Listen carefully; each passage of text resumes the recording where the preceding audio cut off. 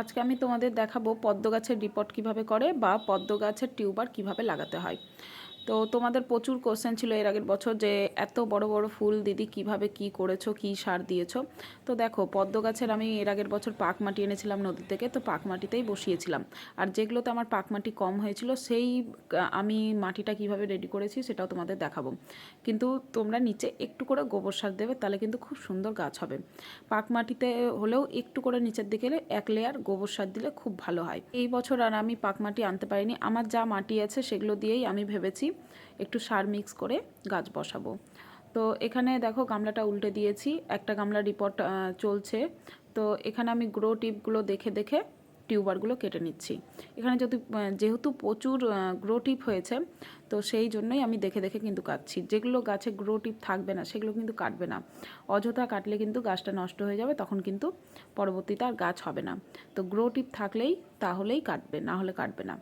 তো গ্রো টিপ দেখে দেখে টিউবারগুলো আমি কেটে নিয়েছি। আর এখানে আমি কী কী সার ব্যবহার করছি, যেহেতু এটা আমার পুরনো মাটি, এটাকেই আমি আবার ব্যবহার করছি, সেই জন্য এখানে আমি কিছু গোবর সার, হাড় গুঁড়ো, শিংকুচি আর নিমখোল, ব্যাস আর কিচ্ছু না, এক লেয়ার মতো আমি দিয়ে দিলাম।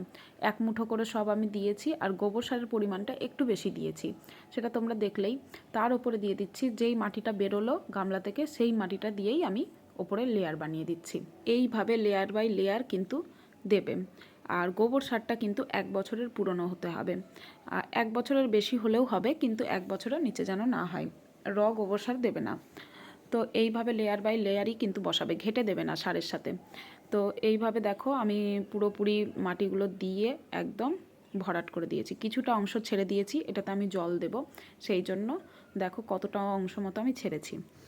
তো এখানে আমি একটা টিউবার বসিয়ে দেবো, এটাতে হালকা রুট চলে এসেছে, যার জন্য এটা আমি বসিয়ে দেবো। যেগুলোতে রুট আসেনি সেগুলো কিন্তু বসাবে না, একটু জলে ভিজিয়ে রাখবে, রুট এলে তবেই বসাবে। আলতো হাতে দেখো এক সাইড করে চেপে বসিয়ে দিলাম, এইভাবেই বসিয়ে দেবে। আর এটার ওপরে হাত রেখে বা কিছু একটা রেখে তারপরে আলতো হাতে জলটা দেবে, কারণ জলটা দিলে গর্ত যেন না হয়ে যায় মাঝখানে, তখন রুটটা কিন্তু ভেসে ওপরে উঠে যাবে। জল দেওয়াটা আমি দেখাতে পারিনি, কারণ আমার মেয়ে ভিডিওটা করছিল, ভিডিওটা করতে করতে কখনো স্কিপ করে দিয়েছে ওই জায়গাটা, আমি আর বুঝতে পারিনি, তাই আর তোলা হয়নি। তো এখানে দেখো নতুন নতুন ছোটো ছোটো পাতাও ছেড়ে দিয়েছে টিউবারগুলো লাগানোর পরে।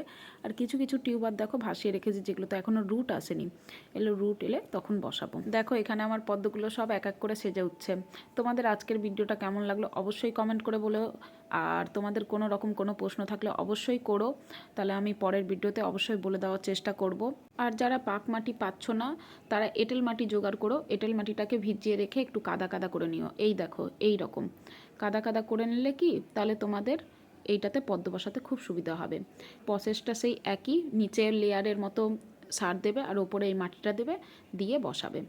তাহলে তোমাদের আজকের ভিডিওটা কেমন লাগলো অবশ্যই কমেন্ট করে বলো। তোমরা সবাই ভালো থেকো, সুস্থ থেকো, দেখা হবে পরের ভিডিওতে। আজকের মতো তাহলে টাটা।